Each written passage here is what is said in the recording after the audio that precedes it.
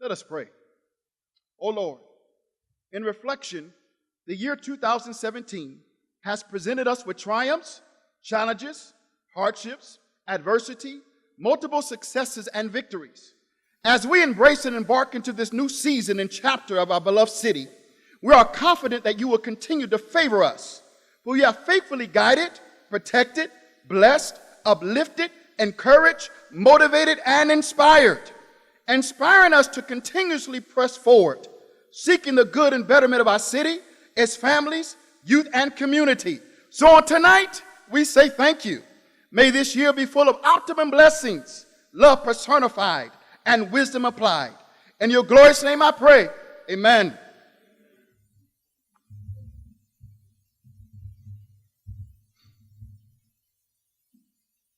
Next up, we wanted to invite Mark Peters along with Troop 66 and Pack 66 in a presentation of our colors.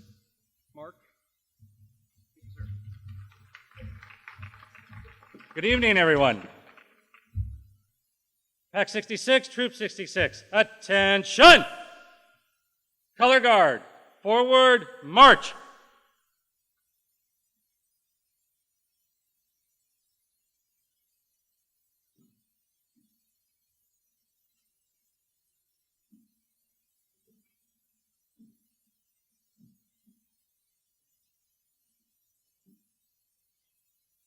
Color guard, halt.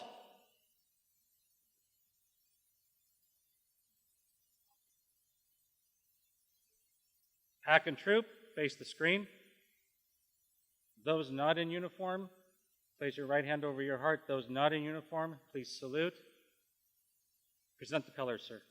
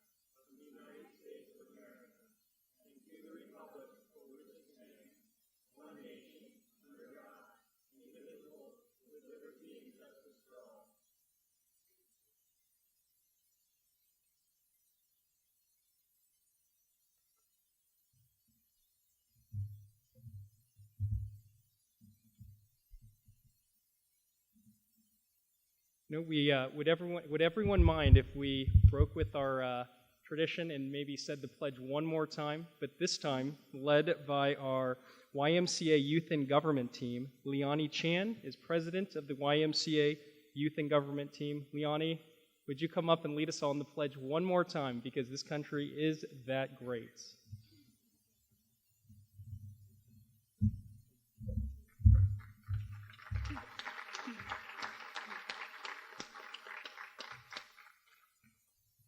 I pledge allegiance to the flag of the United States of America and to the republic for which it stands, one nation, under God, indivisible, with liberty and justice for all.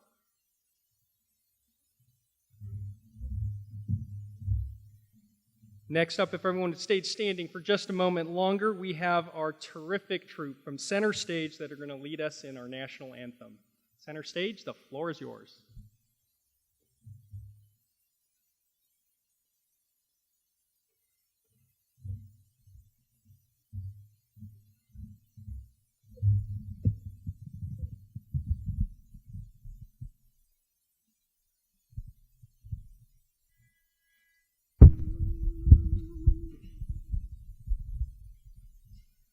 Oh, say, can you see by the dawn's early light what so proudly we hailed at the twilight's last gleaming, whose broad stripes and bright stars through the perilous fight o'er the ramparts we watched were wildlands streaming, and the rocket's red glare, the bombs bursting in air, gave proof through the night that our flag was still there.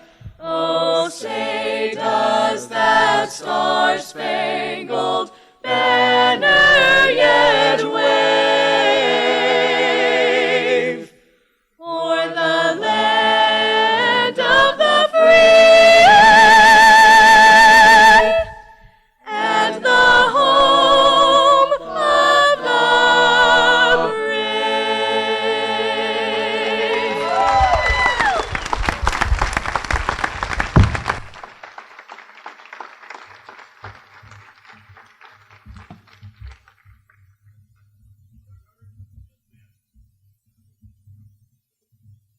Everyone, you may feel free to be seated, relax a little bit in our brand new Studio Movie Grill seats. We're so excited to present our 2018 State of the City Address. And to kick it all off, I have the privilege of introducing everyone to your mayor, Mr. Tom Adams. Jackie, will you start the show? Woo! Bring 'em out, bring 'em out, bring 'em out, bring 'em out. It's hard to yell when the barrel's in your mouth. Come on. Bring 'em out, bring 'em out. Hey. Bring 'em out, bring 'em out. Yeah. Bring 'em out, bring 'em out. Hey. Bring 'em out, bring 'em out. VIP coming live from the VIP. Heard the nightlife, lost life without me. Most dead in the state, wanna see by me. The whole city got pissed. I tell you, somebody misled me on these shirt sizes. I went to put this on for the first time this morning, and this may surprise a few of you, but I don't ride bikes very much.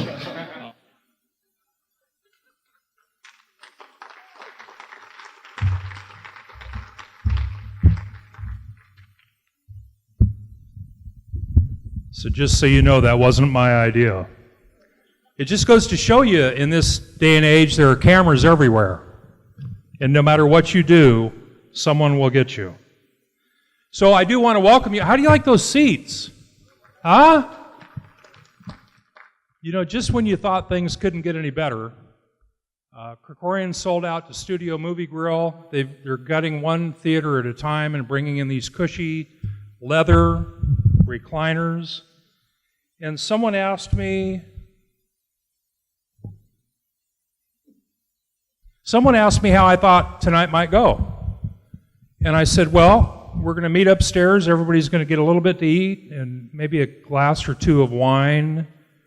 And then they're going to come down and sit in a big cushy leather recliner and tilt the seat back, and they're going to dim the lights, and about a third of you are going to doze off.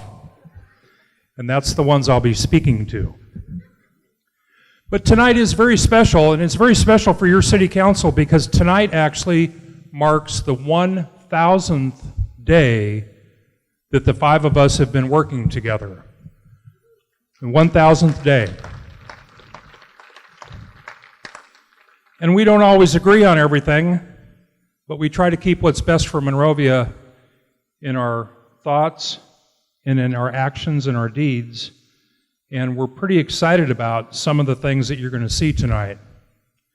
You know, last year I spent, every time I would drive around town, I'd see some construction projects, and I'd get really excited about it because that was what I felt was most important, was taking care of our infrastructure. And I would take these pictures and post them on Facebook, and then John Wilson from the Boys and Girls Club, John, are you here? Where are you? I saw you earlier. John Wilson hit me up one day and he says, so is that your new job, taking pictures of new streets and posting it? And I said, well, John, I'm really excited about this. And now we've been doing so much, it's like, okay, well, there's another street. It's gotten to the point that it's really not as big a deal to us. But to the people who live at the next street over, when they get their new street, we all get calls from everyone saying thank you. And that makes it pretty special. I do get the distinction of getting to introduce everyone. And I want you all to know that from my heart, you're all very special. But they've given me a list of people that are the VIPs, and I do have to start first with my wife, Sally. Sally. And my daughter told me not to introduce her, so I won't. Corey, thank you for being here. Catherine Barger's here. Catherine, where are you?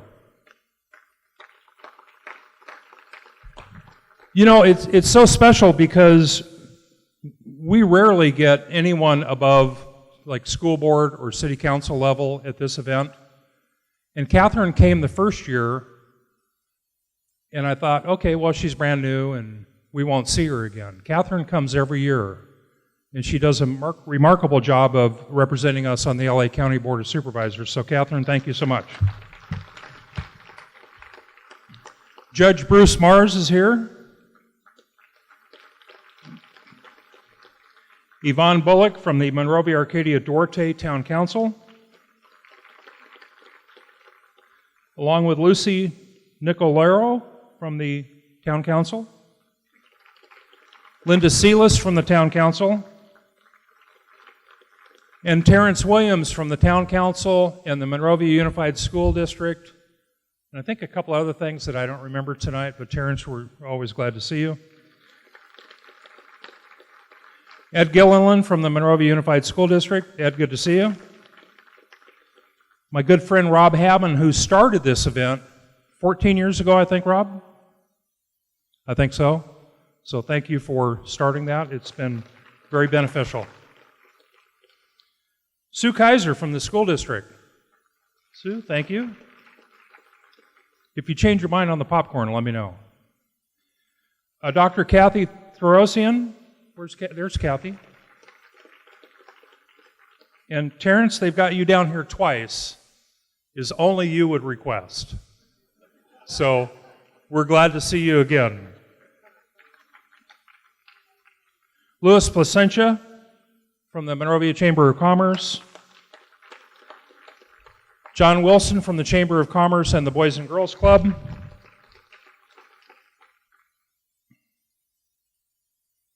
Edward Bedian, Community Services Commissioner.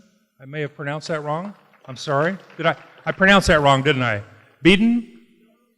Belden. Let me get this light out, it might help. Amy Cortina from the Community Services. Amy, thank you. Tom Dittmar. There he is. Tom, welcome. Genia Mills, Community Services. Penny Zook, Monrovia Historical Preservation Commission. Where are you at, Penny? Thank you. Mark Harvis, Library Board. Mark, thank you for being here. Janet Wall, Library Board. Woohoo!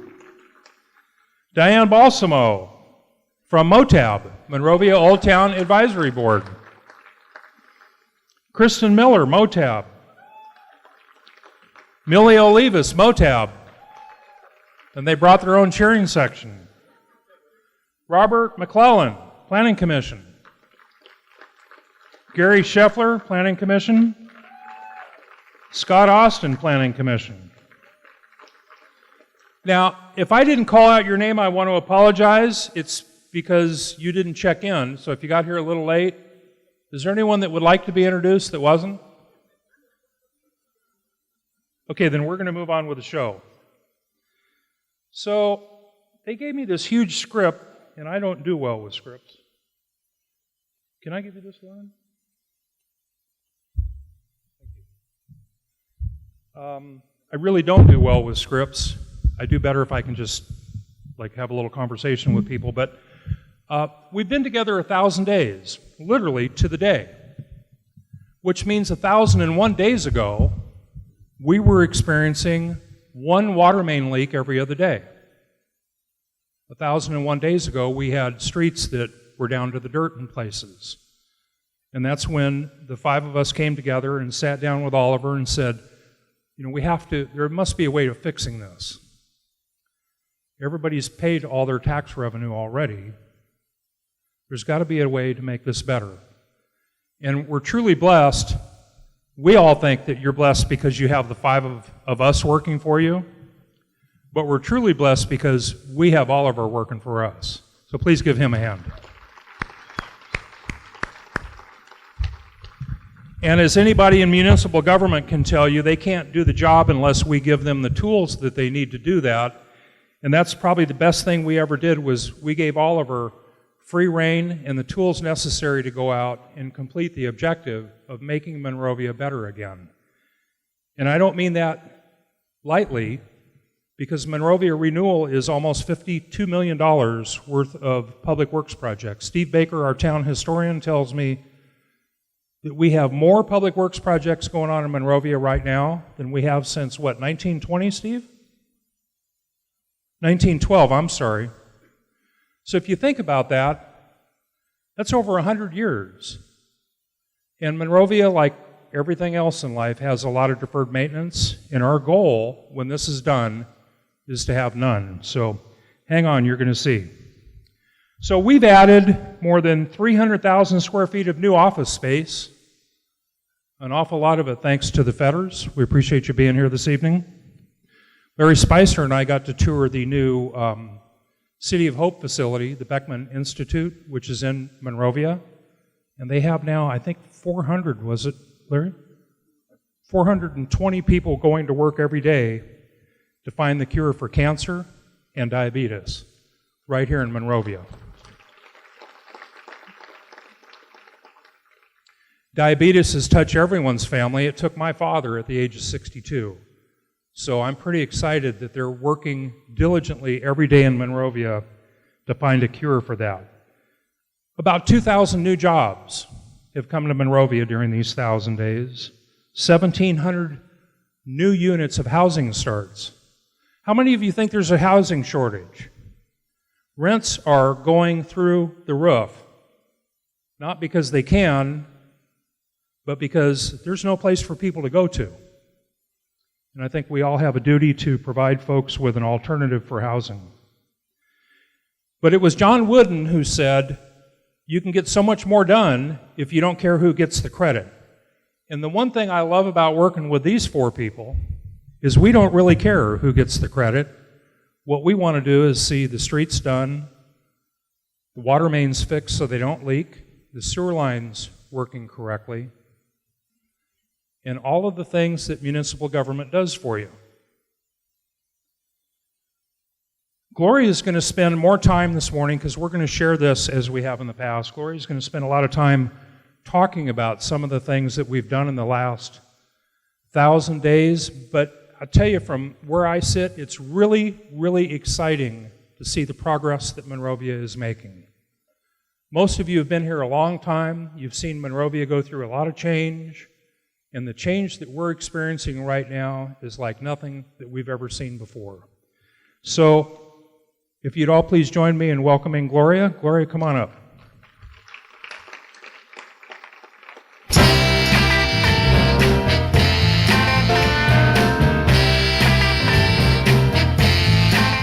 R-E-S-P-E-C-T, find out what it means to me. R-E-S-P-E-C-T, take F-T-C-T. Sock it to me, sock it to me, sock it to me, sock it rich say. Sock it to me, sock it to me, sock it to me. Woo! Little bit, little rich say, just a little bit.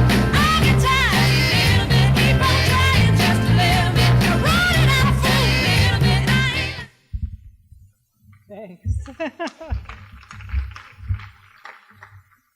You know, when I first saw that, I showed it to my husband, Cleve, and said, do you think I'm a pushy broad? And after 40 years, our 40th anniversary is this year, he said, of course you are.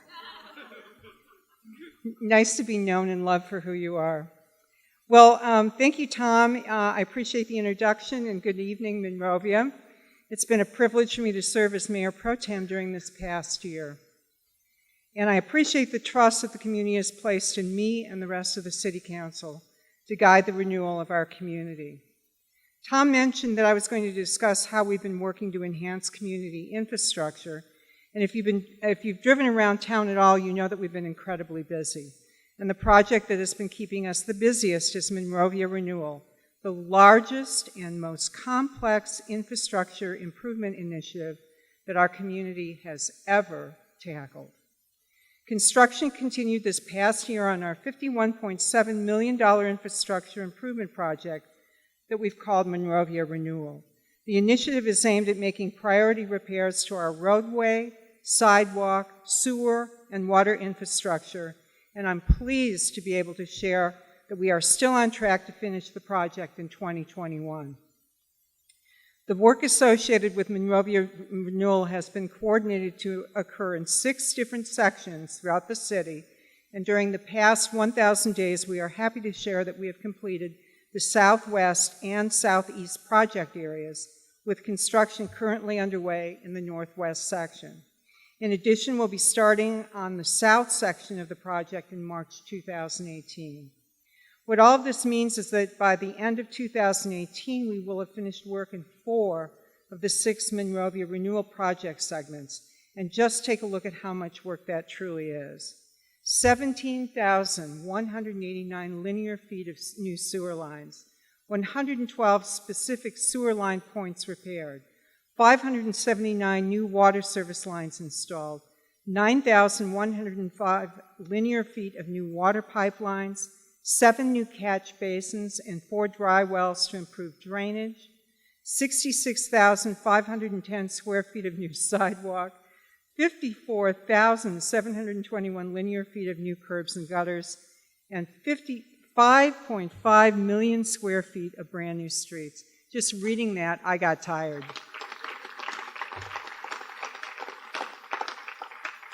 So when we get done with Monrovia Renewal, we'll have upgraded every street that is rated at 70 or below on the PCI index. We'll have installed thousands of feet of new sewer lines and water lines. We'll have built a new reservoir and installed a new water well, a very deep water well, to ensure reliable water service, and we will have fixed every single sidewalk tripping hazard issue in town. Eat your heart out, City of Los Angeles. Yeah, let's give ourselves a hand. The Monrovia Renewal Project in and of itself is a tremendous undertaking, but during the past 1,000 days, we haven't just stopped there. In the past year, we've been able to complete several other great capital upgrade projects that you've likely seen. Some of those include a beautiful upgraded Julian Fisher Park, which included the installation of new basketball courts, brand new lighting, enhanced landscaping, an upgraded picnic shelter, and of course, our first Portland Loo public restroom. And how about the installation of new median landscaping on Huntington Drive, which involved installing new drought-tolerant landscaping, new irrigation equipment, and updated hardscape. And don't you remember when you couldn't see the driving lanes on Foothill Boulevard? Well, we went ahead and fixed that too.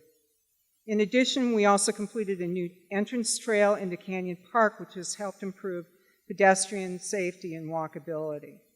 Today, Old Town is sporting some high-tech solid waste technology as we installed 6 new big belly trash cans, which are decorated with a collage of historical photos of Monrovia.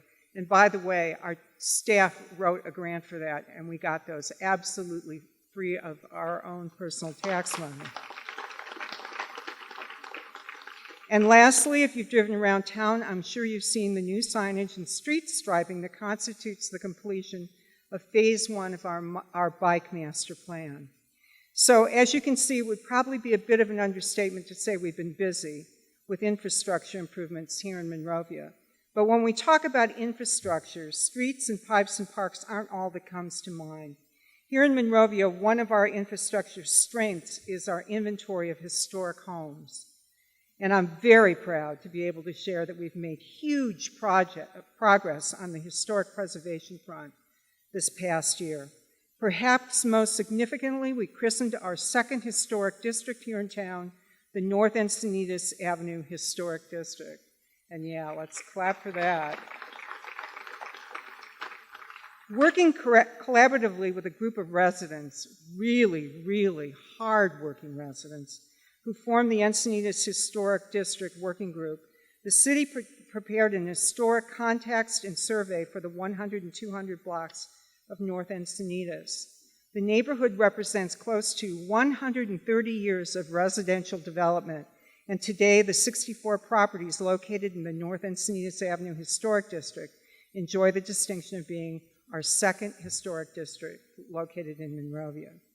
And being a preservationist at heart, I also wanted to share that the city approved landmark status and Mills Act contracts for 5 properties, including 438 West Duarte Road, a 2,078 square foot Spanish colonial revival style home built in 1927, 518 East Colorado Boulevard, a 2,178 square foot craftsman style home built in 1908, 228 West Olive Avenue, an 1,187 square foot folk Victorian style home built in 1887, 101 East Greystone Avenue, an 1,111 square foot craftsman bungalow style home built in 1907, and 200 East Lime Avenue, a 2,331 square foot American Foursquare style home built in 1906. And for anyone who's keeping score, 4 out of 5 of those homes were built south of Foothill Boulevard. Our whole town is brimming with history, and we are celebrating it. And so finally, I wanted to make note of the progress we've made in restoring what is certainly one of the most significant buildings in Monrovia, and by that, I'm talking about the city's historic Santa Fe Depot. 1,000 days ago, the building at the center of our new Gold Line station was sitting in disrepair, and I was sitting in despair. It was sitting in disrepair. And we didn't have a plan for what we were going to do with the depot. Just look at the photos of what the depot used to look like. A community treasure whose history is completely intertwined with the development of the city of Monrovia, and it was falling apart. Working together with our partners at Daylight Limited, we are now on the verge of restoring the depot back to its former glory. This effort was no simple feat, as the city had to find funding for the project, we had to establish a development partner, and we had to painstakingly work to rehabilitate the building so that it could be adaptively reused as a restaurant facility. So let me say to the Daylight team, thank you, Blaine, Nick, and Reed, for your work to restore the building. Could we give them a hand, please?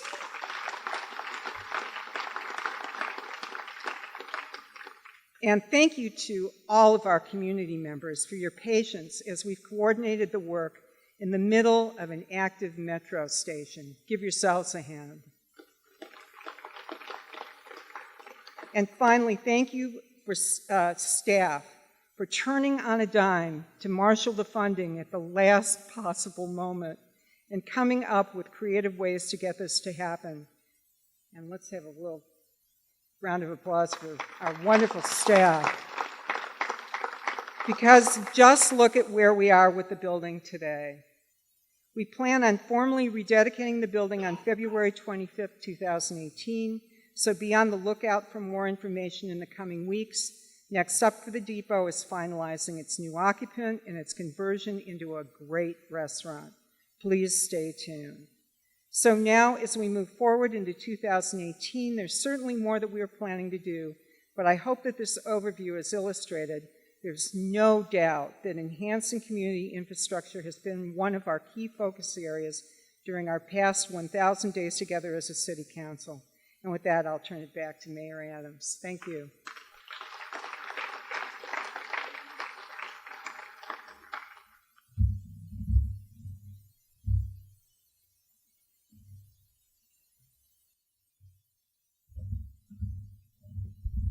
You know, they couldn't fit everything in this program for this evening. One of the things Gloria did not touch on is the amount of time she spends dealing in water. Gloria and Becky have taken that as a personal challenge for Monrovia. You may recall we talked a few years ago that our stormwater cleanup mitigation was going to be $230 million for the city of Monrovia, for a city that has a $50 million budget. Try doing the math on that. Gloria and Becky have worked tirelessly on that, not just stormwater, but water. We all know that we live in a desert. and we're running out of it. So they work real hard on that, and I really appreciate their efforts. Next up, Alex Blackburn spends a lot of time on some things that aren't real sexy, but it's the budget. Our budget and dealing with all of those folks, going over the numbers, finding out areas where we can improve things. And how many of you have taken advantage of the city's new program where you can get city help on security systems? I'm blinded by the light. That was Alex's idea. So, Alex, come on up. Please give him a hand.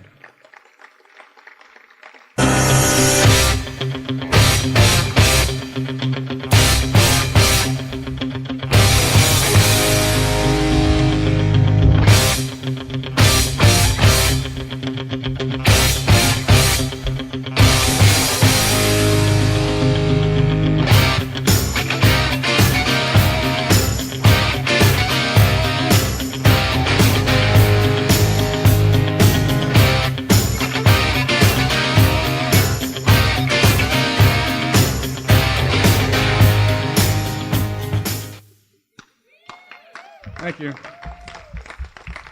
I don't know who to hold accountable for that, but I'll find out after this. So, I feel like that video may have misled you as to the types of remarks that I may be making tonight. Really, tonight I'm going to talk about some of our successes, and specifically successes in the areas of financial responsibility and law and order. Perhaps the most significant challenge that we've faced recently has been in the area of our unfunded pension liability costs. Some of you may know that the state has redone the formula they use to determine how much the city has to pay towards its unfunded pension liabilities. And that increase would have been about $6 million within the next few years. To put that in perspective, our library and recreation department has a budget of $4 million. Our fire department has a budget of about $11 million. So the impact from cutting $6 million from our budget would have been dramatic. However, we didn't want to cut services and we didn't want to raise taxes. So the council, together with staff, came up with some creative approaches. And frankly, staff, as I'll tell you in a little bit, really stepped up themselves and made a sacrifice of their own. We dubbed our response to the CalPERS cost our CPR plan. Our feeling was that if we were going to avoid financial insolvency, we were going to need some serious CPR. So the first thing we did was to work with our staff on staff givebacks. They are contributing monthly now towards the problem that we have, the financial problem that we had, I should say, and they're contributing about $300,000 a year out of their own pocket to help solve this issue. Yeah, let's give them a hand. And frankly, I should add that that was without the council asking them to do that. That was a voluntary measure that they just came up with on their own, and that's, Oliver Chee, our city manager, really led that effort, and frankly, led by example. He gives back more than anybody. So.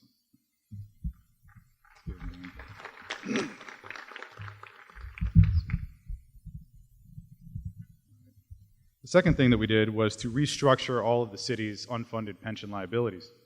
We took advantage of our increased or enhanced credit rating and restructured that debt, which will save the city approximately $200 million over the next 30 years. And again, although the council would like to take credit for that, and I certainly would, it really belongs to Oliver and his team, so let's give them another round of applause.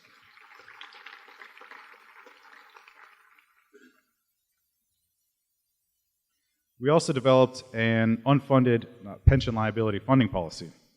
This policy explicitly mandates that we analyze on an annual basis any growth in pension liabilities.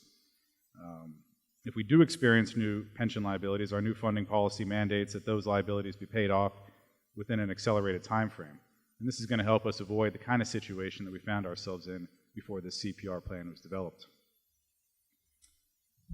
Fourth, the council developed a plan to ask our community to increase our transient occupancy tax by 2%. Now, To give you some perspective on that, Monrovia's transient occupancy tax, which is otherwise known as a hotel bed tax, is fairly low. It's about 10% currently. Surrounding communities charge 15 to 16%. And this tax, of course, only affects those who are transient within our community. It's not generally a tax on the Monrovia population itself. So that will help address the CalPERS issue as well. The fifth and final elements of our CPR plan involve directing staff to begin the process of instituting additional property tax overlays on new development projects in town. These will address future service delivery costs, such as the cost of fire, police, and water delivery services. As you will hear a bit later in the presentation, the city is in the midst of a development renaissance. The mayor already mentioned that. And with new development comes increased service level demands. In order to offset future cost increases, our final CPR plan component involves instituting mellow roost districts on significant new developments to capture some additional revenues to offset service delivery costs. So taken together, our CPR plan has radically improved the city's long-term financial outlook, and with the plan having been approved last year, Monrovia's financial future has changed from one of financial distress to one of security. So let's give Oliver and his team a hand.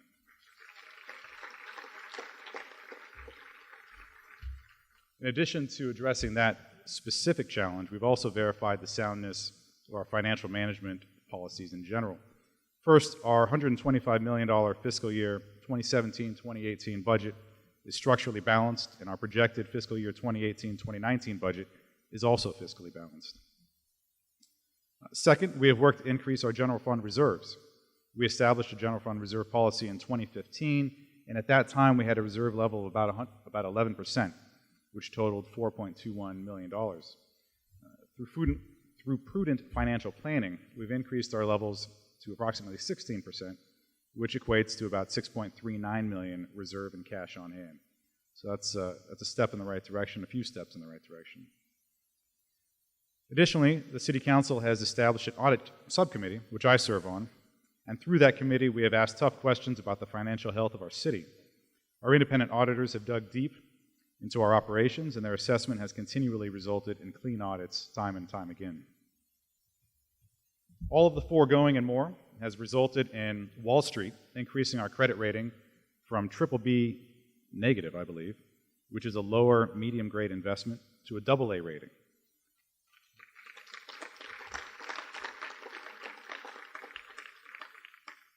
That enhanced rating means that an investment in Monrovia is now considered a stable investment. With our financial house in order, the city has been able to spend some time focusing on developing enhanced operations and innovative programs. I want to share some of the successes we've been able to have this past year. The first relates to our fire department. Our fire department's ISO rating has been improved, and without boring you with the details, what that means is through the hard work of our Fire Chief Brad Dover and others who support him, Monrovia residents will now likely save quite a bit of money on insurance in the coming years. So let's give them a hand.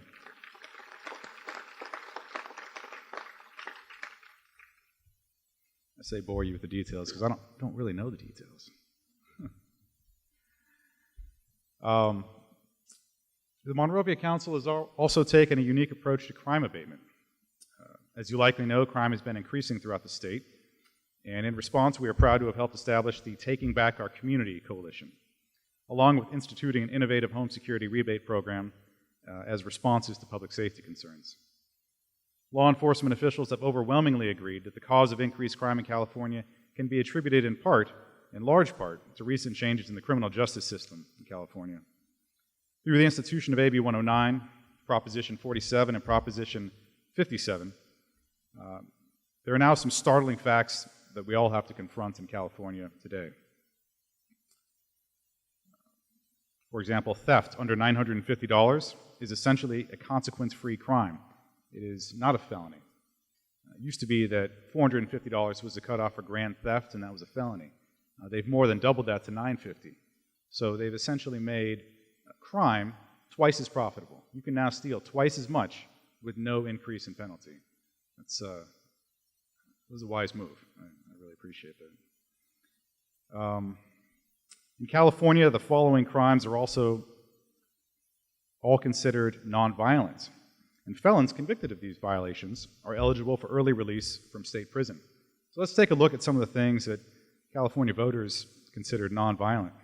Human trafficking involving a minor, hate crimes, assault with a deadly weapon on a peace officer, active participation in a street gang, because we all know that street gangs are nonviolent entities, exploding a destructive device with intent to cause injury.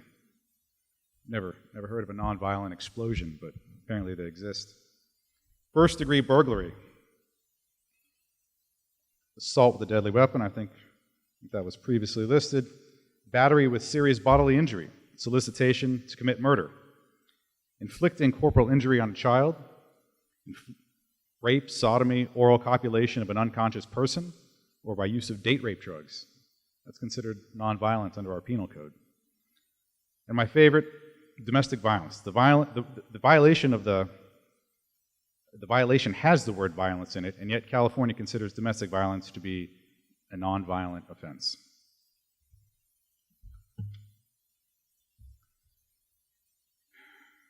In response to that, we have led the charge here in Monrovia to advocate for common sense and some common sense improvements to our criminal justice system. One of the ways we've done that is through our Taking Back Our Communities Coalition. The TBOC Coalition includes over 30 municipal partners, and together we have amplified our voices in telling the state that we need to have a more thoughtful criminal justice system in this state. Our TBOC Coalition efforts have contributed to the development of a new proposed ballot initiative called Reducing Crime and Keeping California Safe Act, which seeks to make some common sense changes to our state's criminal justice system. If the measure is qualified and approved, a number of changes would be instituted, including the reclassification of quote-unquote nonviolent crimes, imposition of penalties for serious theft, and implementing reforms related to repeat parole violators. As you know, however, changes at the state level don't happen overnight, and so to address the increasing crime rates here in Monrovia, the City Council worked to develop an additional local response to provide our community with added protection. That added protection came in the form of a program we've called the Home Security Rebate Program. Through the program, all Monrovia residents are eligible for a reimbursement of up to $250 per household for the purchase of a home security product. Some other cities have offered more focused rebate programs in partnership with specific product vendors. But here we have a much broader program. We believe that each household knows its own security needs, and we don't want to constrain them to certain measures. The program's been a success. We started off with $25,000 in authorization, and almost overnight, that money was used up by eager participants. City Council has reauthorized another $25,000, and to date we've had over 300 applicants. So that's, again, that initiative, the success of that initiative is not really due to the City Council, but really due to the execution by our city staff. So let's give them a hand.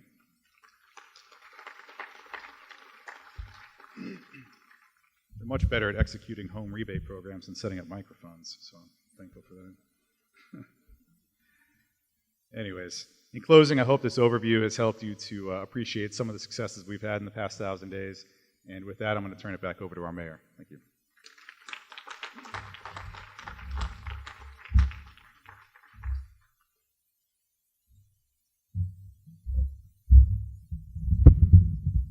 Alex does a tremendous job keeping an eye on our operational part of the city and the budgeting, all the money, and we're very thankful that he's there. Thank you, Alex.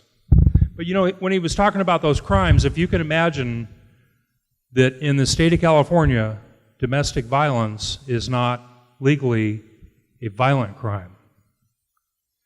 And there was a bill in Sacramento that was approved by both houses, bipartisan support, all approved, went to the governor, and the governor vetoed it. So in response to that, if we can get enough signatures, there will be an item on a future election to change that. I've got 3 granddaughters now, ages 8, 4, and 6 months, And my hope is that they get to grow up in a California that respects women. And when you have a state that tells them that domestic violence is not a violent crime, there's something wrong. So we hope to get that fixed. Next up, we have Becky, and I'll tell you, Becky spends a tremendous amount of time when she's not dealing with water issues and COG issues. And where else do you go, Becky? SCAG issues. Chris, I see you sitting up there, up in the top. Does Becky ever come home? Yeah, okay. But Becky does an incredible job, and Becky does something that Terrence Williams brings up quite a bit, and that's dealing with community. And when Terrence and I and the council and some others on the town council talk about community, we don't stop at the city limits, because everybody who lives in the county area comes up and they go to the movies here, we hope. Their kids go to our schools. They worship in Monrovia. They do everything just like we do, and a lot of them don't even know they don't live in the city of Monrovia. So we try to keep that community together. Becky does a phenomenal job on it, and you're going to love this video. Becky, come on down.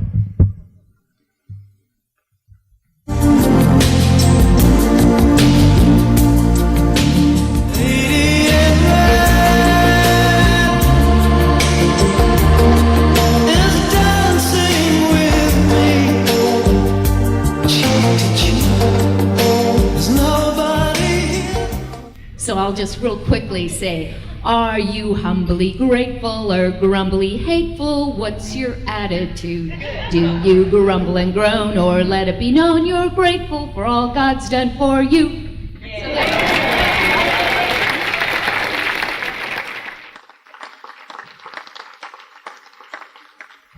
Thank you. Yes, I don't think any of us chose our song or the video clips or anything, but I thought I would play along, and yes, obviously the red dress.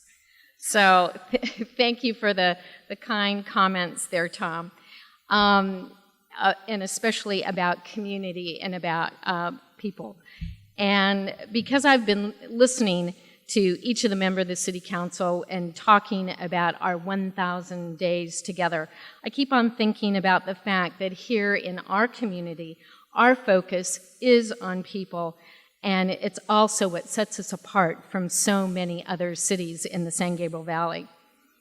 I will start my comments tonight talking about our internationally recognized Achieving Community Trust. That's the ACT program that was established by our great police department. This past year, the state of California awarded our ACT program with a James Q. Wilson Award for Excellence in Community Policing. And additionally, the program gained international acclaim when the International Association of Chiefs of Police recognized the ACT program with a Cisco Community Policing Award. The ACT... And this is a little clumsy, but I need the additional light. So if you see, I'm not trying to direct anything there. I'm trying to see. The ACT program really was born out of a focus during the past 1,000 days for us to work side by side with the people of our community to improve our law enforcement operations. As we all know, there has been a wave of anti-law enforcement sentiment throughout the country and in our region as well. Just look to the west in Pasadena to see how quickly relationships with our community police protectors can deteriorate. Here in Monrovia, we have taken strides to do policing work differently. We really do listen to people here in Monrovia, and our ACT program really demonstrates that commitment. The program was developed to address the need to build trust between our law enforcement personnel and our community, and has 3 components, which include outreach, training, and education. The program starts with our police officers reaching out and meeting the members of our community, especially those that have shared that they have a distrust for law enforcement. And these outreach meetings, our officers engage in tremendously honest conversations regarding why perceptions exist. There is sharing of personal stories. I don't know if you've had coffee with a cop or anything like that. Take advantage of it when it comes back up, but the stories are unbelievable, the things that our police officers have gone through and why they chose the profession of policing and why they continue on. Through our ACT program during the last year, our police have had constructive dialogue with over 200 people, a number we look forward to increasing this year and beyond. A second component of the ACT program is related to enhanced training opportunities for our officers.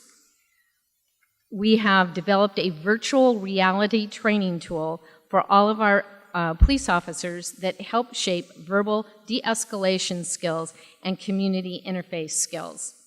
This virtual reality training program places the officer into a virtual conversation with someone who is angry or possibly displaying mental health issues or disoriented for any number of reasons. The behavior of the virtual combatant can be escalated or made compliant depending on the officer's responses. The officer must then successfully navigate the process of resolving the situation with the ultimate goal of not requiring the use of force. I think we'd all like to maybe get a redo on some arguments we've had and get that virtual reality experience and be able to go back and do it the right way. But this is a great form of training for them. This new training makes for very lifelike and realistic verbal confrontation and allows the officer to practice different law enforcement communication tactics. Finally, through the education component of ACT and in partnership with the school district, we have the School Resource Officer or SRO program. Our school resource officer is James Ruano. Is James here tonight? Okay, but James, if you haven't met him, he is a great guy and has a very moving story himself. Officer Ruano actually teaches a class on how to safely interact with police officers to all our students, and the sessions are engaging through the inclusion of a virtual training program for our youth that allows students to experience the role of serving as a police officer. An additional education piece is a very informative and eye-opening video that our police department has put together, produced, and which was shown this past fall. I don't know how many of you saw it, but if you have not and you're interested, it is a part of this ACT program, and just ask our chief, Alan San Victoris, about that opportunity. I know that they're booking sessions now for groups, but it is a must-see video. And speaking of our SRO program and the partnership with our Monrovia School District in the past 1,000 days, we've made a concerted effort to engage with our school district partners. In so many communities, the city and the school district don't do much in terms of working together, but in Monrovia, it's a different story. We have continued spending significant time working with the Monrovia Unified School District, including periodic joint council and school board meetings, and we have partnered with the school district on a number of key initiatives, such as the SRO program that I just mentioned, where the city and the school district have jointly worked to fund the program's implementation, a program that builds connections between our law enforcement and our youth, has received rave reviews, including from the kids themselves, and has made a lasting impact on the kids, including the building of a level of trust strong enough for them to seek out Officer Ruano for assistance during times of personal hardship.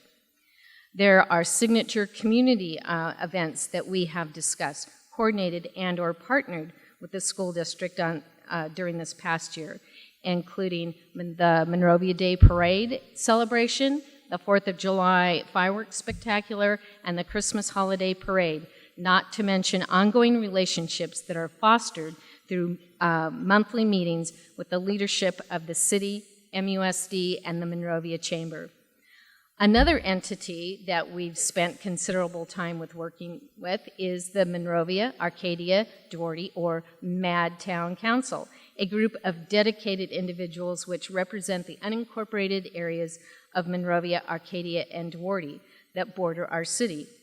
The folks that live in the unincorporated areas are certainly a part of our community, as Mayor Tom had mentioned earlier.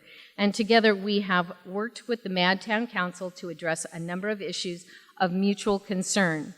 Concerns related to the Monrovia Renewal Infrastructure Project, where they interface the unincorporated areas.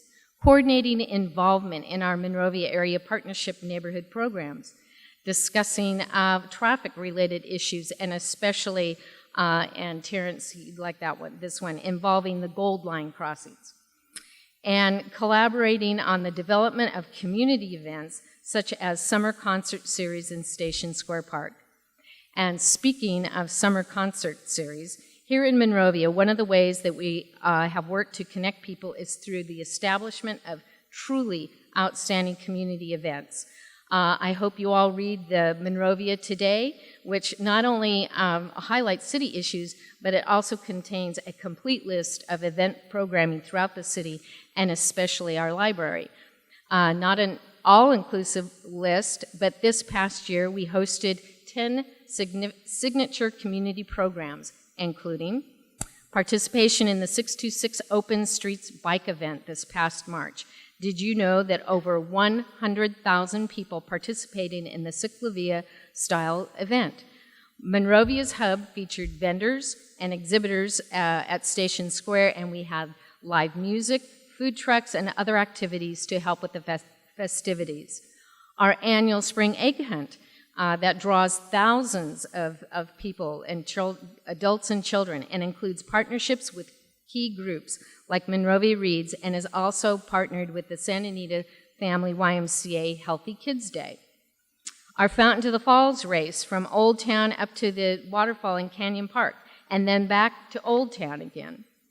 An improved Monrovia Days event where we reinstituted the carnival theme in Library Park, and where the city defended its pie eating championship. Congratulations, pie eaters. This year, we are planning a 3-day event. And one of my absolute favorites, the 4th of July events and fireworks spectacular, one of the absolute best of its kind anywhere on the planet. If you haven't experienced it before, you need to make plans to participate in 2018, and it's free. This past year, we also established our first ever Monrovia Old Town Wine Walk. We had a tremendous response to the program, and I hope that you all will join us for our Encore Wine Walk event, which is to take place on Saturday, April 21st, 2018. And sorry, I do have to miss it because April 21st is this year, it will be my 30th wedding anniversary. Honey, happy anniversary.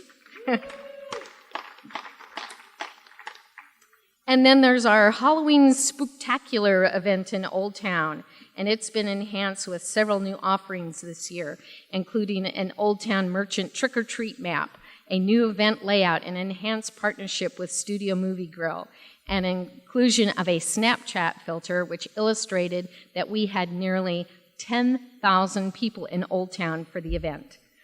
And as we get into the holiday season, Old Town Monrovia transforms into a winter wonderland with the help of great city staff and the wonderful doll makers Cattywampus elves that provide the cute candy canes in town. In addition to our tree lighting event and holiday parade this year, Old Town also offered horse-drawn carriage rides, caroling, breakfast with Santa, and gift wrapping stations. Again, thank you, doll makers Cattywampus, as well as hosted special events at our library. And more holiday fun, Monrovia is also renowned for its Santa tours, where we drive Santa Claus down every single street in Monrovia. The event takes a ton of time and coordination. Thank you very much, staff, and especially our police department. But I hear every year from residents how much they appreciate seeing Santa in his sleigh. The city also coordinated the New Year's Eve on Myrtle Avenue this year with Old Town Merchants and Motab. How many of you came out for the event? I hope the event featured new opportunities for businesses to participate in enhanced stage, a new event layout, and child care services. And then there was also the awesome weather we had this last New Year's Eve. But wait, there is more. We are committed to connecting people with, in Monrovia to building community. And to that end, we also put on additional events throughout the year. Did you get your photo taken with the bunny in Library Park in Old Town? Diane? She knows what I'm talking about. Maybe you hopped on a carriage ride in Old Town for Valentine's Day, possibly. It's coming around again real soon, so look for that. Perhaps you saw us at the Monrovia Day event at LA County Fair this year, or did you help make a difference in Monrovia by participating in a community service project on Make a Difference Day? But please, never wait until that one single day of the year. Our friends at the Volunteer Center, housed in our community center, can help you out with ways to volunteer all year long. And let's not forget our veterans, as we would not have the freedoms that we do without our veterans. Perhaps you spent time in Library Park this year at the Veterans Day event. Also, if you are a veteran or you know one, please be sure to check out the great services that are offered through our public library. Or maybe you took the family camping for the first time through the city's very popular Canyon Park Family Hike and Campout program, or possibly participated in one of our summer programs this past year, which included a wonderful array of opportunities for people to get connected. We developed a partnership program with our very own Oak Crest Institute of Science, and an initial suite of science programs were offered to our youth through the city's Summer Extravaganza program. Every single program participant had the chance to engage in a hands-on science experience, and each week a group of youth were transported to the Oak Crest for a tour, a science lesson, and a chance to do science experiments. We offered our Friday Night Teen Scene program, and the city also coordinated with our Yes Internship program for our youth. We have offered an enhanced summer of music concert series, complete with 20 free concerts in Library Park and Station Square, and so on and so on and so on.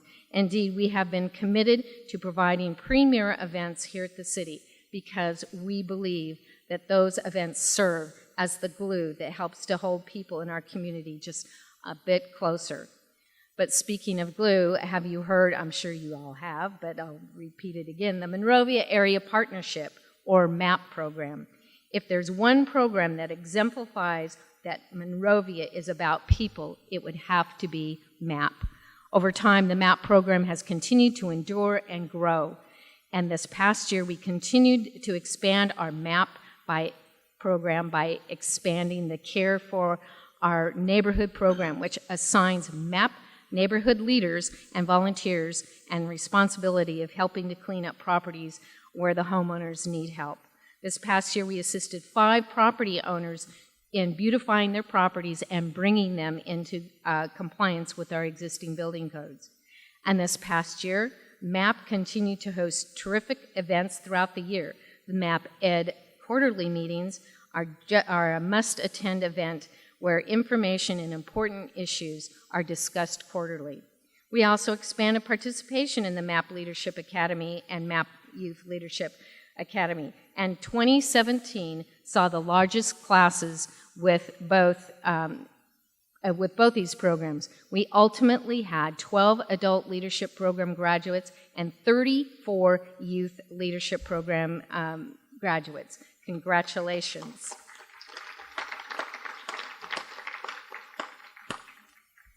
And one last thing I'd like to share about the MAP program is, no, I'm not finished yet.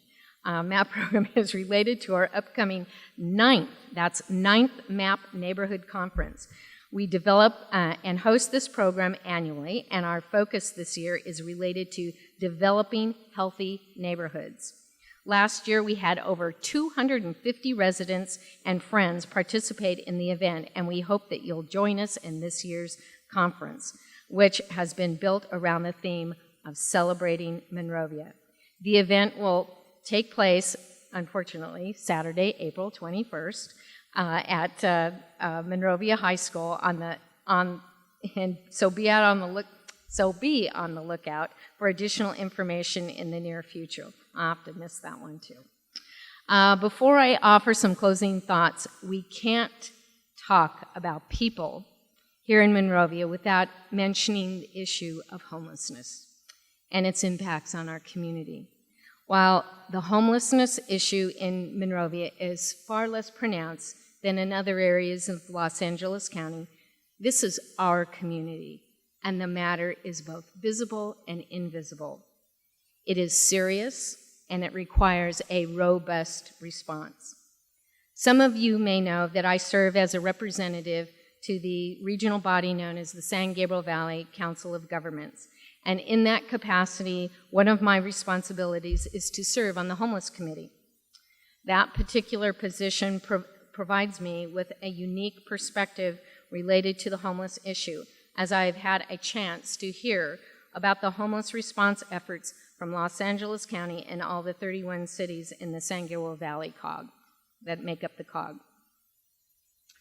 That insight gives me the confidence to say, without equivocation, that Monrovia's homeless response to date makes us among the most proactive of any of the suburban communities of a city of our size.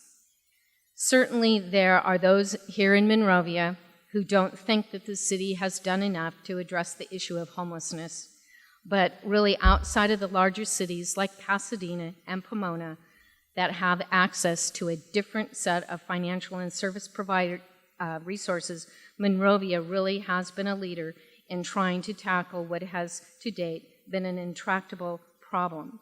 But there's so much more to do.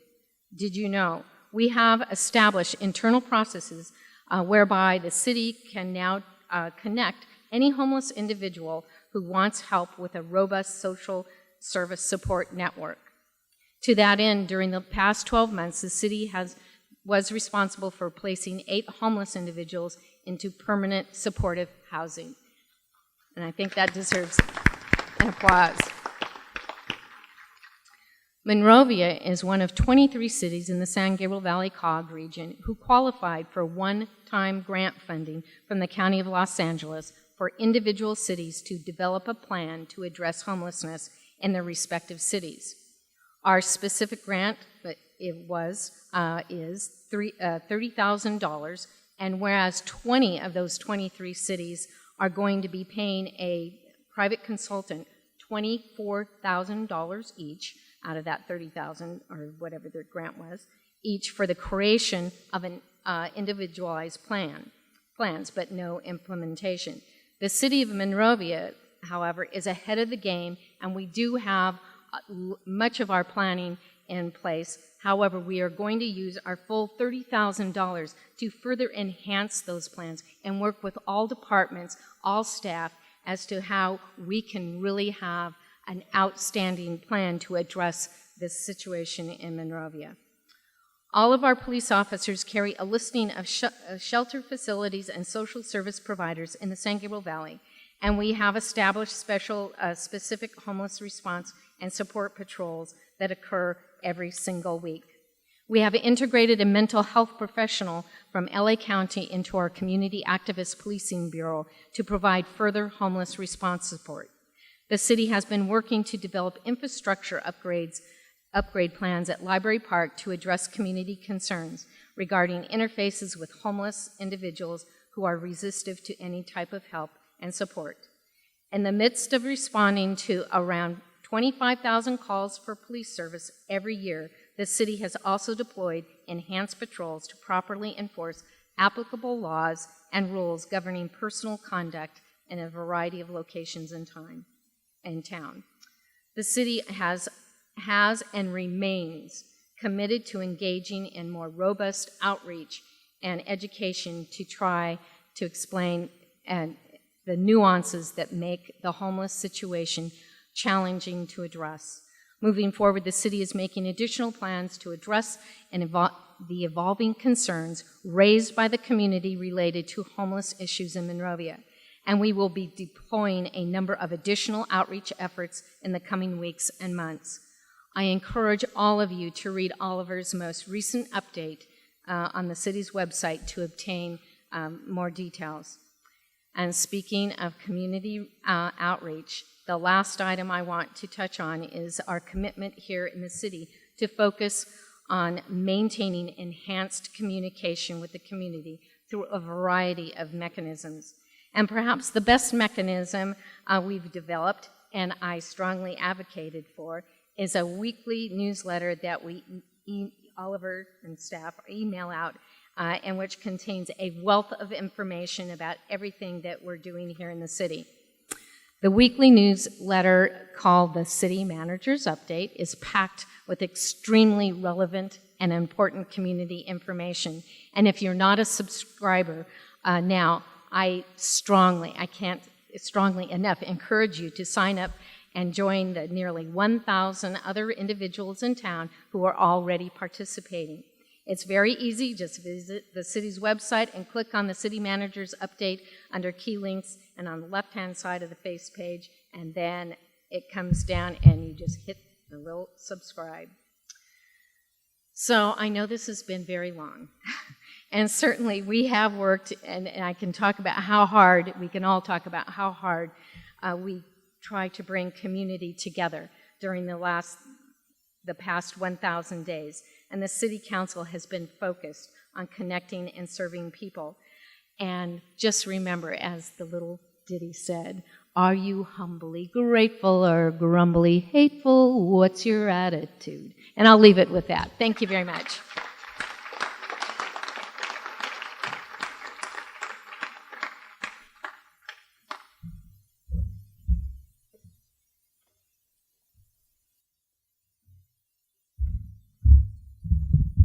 Now you know why Becky is commonly referred to as the ubiquitous Becky Shevlin. This has been several years ago, but I went to an event once, and we all go to a lot of things in town, out of town, wherever we think we need to go. And I went to something once, and I was the only one there. And the next morning I got a phone call from Becky, and she said, I didn't know you were going to that. And I said, well, I didn't know you needed to know that I was going to it. But that was the only time I've been to any event ever that Becky wasn't there at. So Becky, everything you do for Monrovia, thank you. And I don't know if it's true, but Becky told me upstairs she apologized. She said she felt she needed to cut her part of the program down some. Was that cut? No? Sorry. We have a lot of fun together, and I think the key to the success is the fun that we do have together. Speaking of fun, next up is Mr. Larry Spicer, and Larry's going to talk about some of the growth that we're going to be experiencing soon. It seems like everybody wants to come to Monrovia, and so then how do you deal with it? But the thing I love about working with Larry, because we frequently have a closed session before the council meeting starts in the back room, and it's pretty small and intimate. And after a few minutes, and I know this will surprise some of you, but Larry and I both love to eat. And after a few minutes, the conversation between Larry and I turns to how best to barbecue something or where to get the best fried chicken in town. And we go back and forth between, I think it's Church's, Larry thinks it's Popeyes, but we have a lot of fun working together. Larry, come on down. Give him a hand.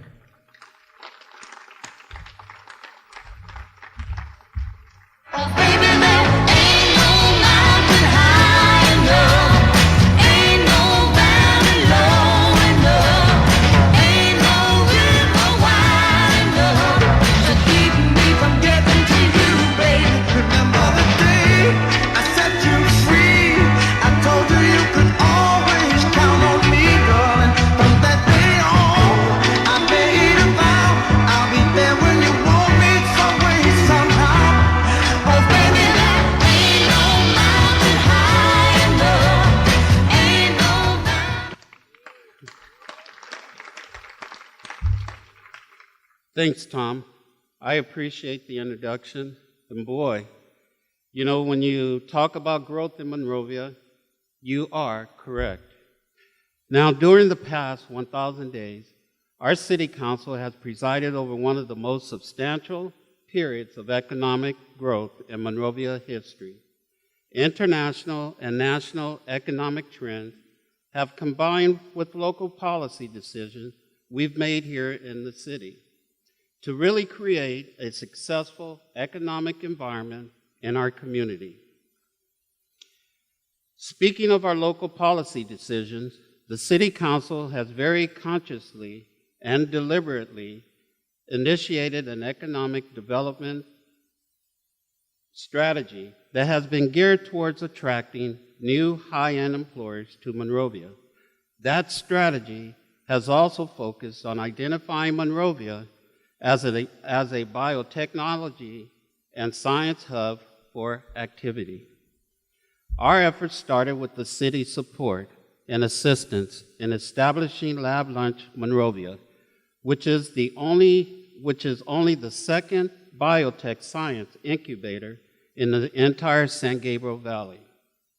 Lab Lunch Monrovia was our first foray into identifying our community as a place where biotech and science innovation was welcome.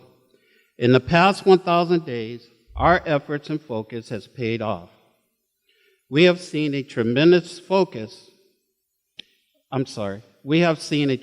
influx of new science and technology-based businesses moving into Monrovia. Just consider some of our new employers here in town. Beckman Research Institute, AeroVironment, City of Hope, Oak Crest Institute of Science, Worley Parsons, Southern California News Group, Cacique, and Yaming Shipping. When considering all of the job growth here in Monrovia, did you know that in the past 1,000 days, we have seen the addition of over 300 square feet of new office users in town? And they have brought with them more than 2,000 high-paying professional jobs to our community. And it's not just the number of new businesses and volume of new jobs that's so impressive. It's the quality of the firms that have decided to make Monrovia their home. Because we have continued to grow our local biotech and science economy, we are really excited to again emphasize the partnership that we have created with the biotech operation, Oak Crest Institute of Science. Oak Crest is a nonprofit entity that engages in innovative research to make advances in our understanding of environmental and medical science through rigorous academic laboratory programs. The firm is doing some incredibly high-end research and development work here in Monrovia out of their 10,000 square feet office in on Chestnut. Their team of 45 full-time and part-time internship staff has been groundbreaking work published in some of the most prestigious scientific and medical journals in the world. And their team is performing some of the most advanced biotech and medical research on the planet.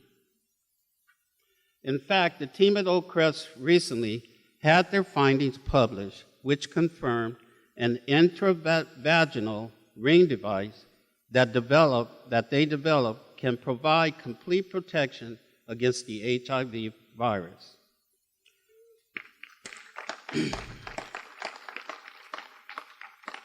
For us here in Monrovia, what is even more exciting than the work that Oak Crest is doing is the commitment that the executives at Oak Crest have made to the community. In addition to being located here in town, the nonprofit firm has been a committed partner in working with the city to develop a stronger local biotech ecosystem. That commitment has included working in the city to develop local programs for our youth to illustrate the benefits of science-based career. Additionally, we have been in discussion with Oakcrest about establishing an expanded outreach operation that includes building another biotech incubation operation. We are looking forward to expanding the partnership with Oakcrest during this next year to develop a comprehensive local ecosystem that supports the biotech and science industry in Monrovia. Now, in addition to the partnership we've established, the job growth we've seen in the rest of our economy is also striving. I'm sure you've all heard that in the age of Amazon, retail is dead. Well, here in Monrovia, we bucked that trend, and we are able to execute a tremendous quality of life improvement with the opening this past year of the Monrovia Landing Shopping Center, anchored by a TJ Maxx, Home Goods, Aldi, and Ulta. Our east end of town now not only has a supermarket, but it has stores that are proving to be a regional draw. In addition, we've seen tremendous progress on the housing development front. This past year, the Arium Apartments built by Fairchild Residential completed their construction work, and they are now leasing the new facility located at 5th and Huntington. The project includes 154 units, and it showcases the quality of development that Monrovia can expect as we move forward. Also, I would be remiss if I didn't mention the ongoing construction of MODA at Monrovia Station Square, which is a 261-unit luxury apartment facility located directly adjacent to the Gold Line. The facility is the first of several housing facilities that would be located right in the heart of the transit village of Station Square. And the project is expected to be completed this calendar year. We've seen Old Town remake itself into a tremendously vibrant and healthy downtown environment. This past year, we saw several new businesses establish themselves in the heart of the city, including Gray and Cash, Copper Steel Grill, and the Donut Society.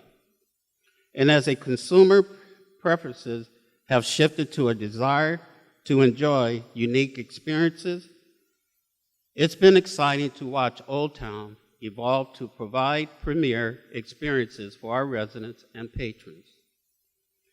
As we move forward into the next year, I wanted to share with everyone that we expect growth in Monrovia to continue into 2018. All told, there's around $500 million of private investment proposed in Monrovia, as we have seen tremendous interest in developing more housing options for our town. While there are so many projects currently in the development pipeline, among the projects we expect to consider this year include the following. At the corner of Myrtle and Huntington, a 113-room Marriott Town Place Suites Hotel is proposed to be constructed.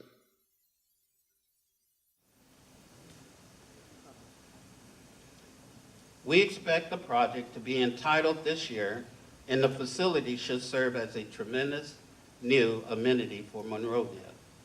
We have been working for many months with a firm called Richmond Development, which is proposing a 294-unit housing project just south of Monrovia Gold Line Station by Duarte and Peck.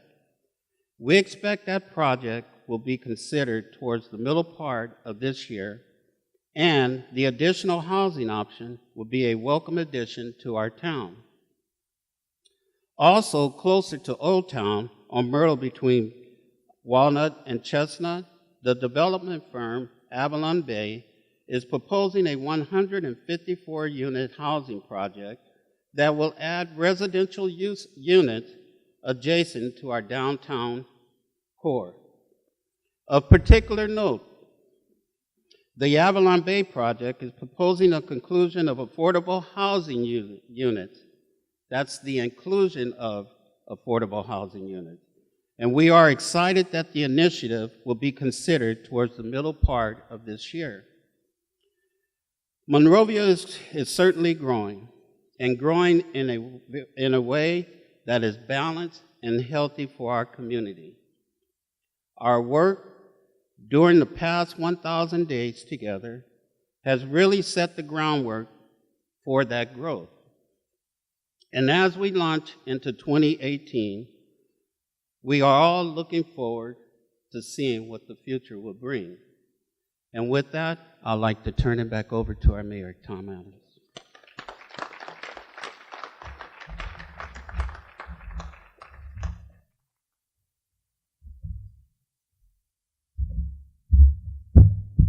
Thank you, Larry.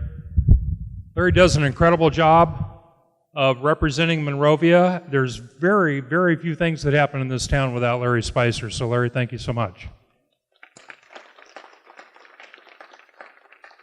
There's a few people that didn't make the list. Our elected city treasurer, Steve Baker, is with us. Steve? Our elected city clerk, our certified municipal city clerk, Alice Atkins. And probably the best city attorney I've ever worked with, Craig Steele. You got your own cheering squad over here. So what do you think so far?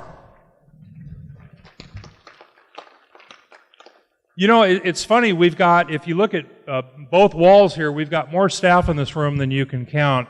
And over on that side is our fire chief, Brad Dover. And I know that the fire department and the things they do are not only important, but people love that. It's kind of sexy. Not you, Brad, the department. What isn't is probably maybe a little more important, water and sewer. And I always say this, Sean, thanks for being here. Paul, thank you. So, you know, when you look at the fact that 1,001 days ago we were having a water main leak every other day, and we're getting those fixed now, and we're going to have, I think we've put in a new well, where it's coming, new reservoir, new water mains. The delivery of water to Monrovia will be better than we've ever seen it, and the discharge of our sewage will be better than we've ever seen it. And that's a good combination. Those two things right there. Don't let anyone tell you that, you know, this is important or that's important. If you've got clean water and a good sewer system, you're doing good. So, Paul, Sean, thank you. Thank you both.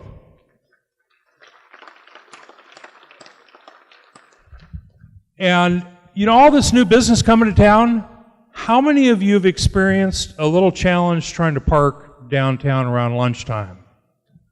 That's right. You know what's worse than that? Seeing empty parking lots. We can fix the parking problem. What we had a bigger challenge fixing was empty lots. So we're working on that. There'll be details to follow, but we're going to continue to do everything we can to improve Monrovia, because the next 1,000 days are going to be even better than the last 1,000. And that I promise you. We've got some great things going on. In the audience tonight, anonymously, is a gentleman who's considering looking at Monrovia for either a rock and roll festival or a wine and jazz festival. So, just a quick show of hands, how many of you think wine and jazz would be better? Dilly dilly? All right. How many of you think maybe rock and roll might be better?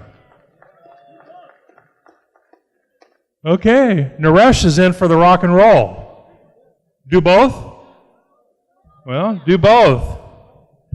Okay, I won't tell you who it is, but we're going to look at that. So, coming up for the rest of the time that we're going to spend together, you've seen what we've accomplished the last 1,000 days, and trust me when I tell you, it's because of all the folks that you see against this wall and all the folks that you see against that wall, and I thank you all for everything you do.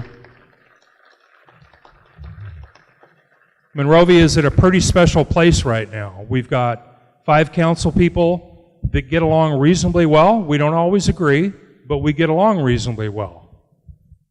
We've got our joint meetings with the school board back in place that were gone for quite some time. We're having our meetings with the Monrovia-Arcadia Doherty Town Council because this big community needs to work together.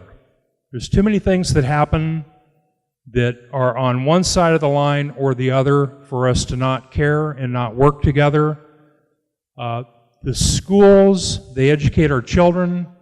They have some special needs that are going to be coming up because Monrovia is doing as well as Sacramento will allow us, and your schools are doing as well as Sacramento will allow them. And we both have some challenges, particularly in the retirement system, that we need to deal with. And they're not going to be easy, but I'll promise you this, you saw that over the next 2 or 3 years, right now it's estimated 25% of the cities in California will be bankrupt because of the pension program. Monrovia will not be one of them. That's right. For that, you should be happy. It would be nice if Sacramento will fix that, but absent that, we're going to do the best we can. We're going to continue these next 1,000 days to make Monrovia even better than you've seen in the last 1,000 days.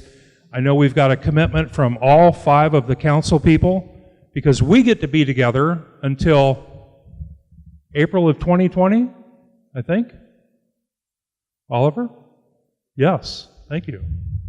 So we've got some time together. You may have read somewhere that election dates in California are all changing, and we get to work together until I think the next election will be March of 2020, and then the changing of whatever changes as a result of that would be in April of 2020. So we've already hit the ground running. There's some great things coming in Monrovia. I hope you enjoyed the presentation tonight. I hope you enjoyed the chairs. Thank you, Ted, from Studio Movie Grill. Thank you for your hospitality very much. And the best way to thank the Studio Movie Grill is to come back and actually pay to see a movie. So we hope to see you all here. The popcorn's great, and thank you all for coming. Thank you.